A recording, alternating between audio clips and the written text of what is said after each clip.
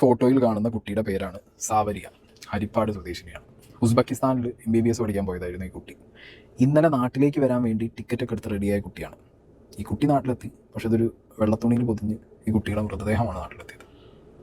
ഈ കുട്ടിയുടെ ഒപ്പം ഉസ്ബെക്കിസ്ഥാനിൽ സെയിം കോളേജ് സെയിം യൂണിവേഴ്സിറ്റിയിൽ പഠിക്കുന്ന മലപ്പുറം സ്വദേശിയായ ഈ ഫോട്ടോയിൽ കാണുന്ന ഇവൻ സദറുൽ അനം, ഇവൻ ഈ കുട്ടിയെ ലാപ്ടോപ്പ് കൊണ്ട് തലക്കടിച്ച് കൊന്നു.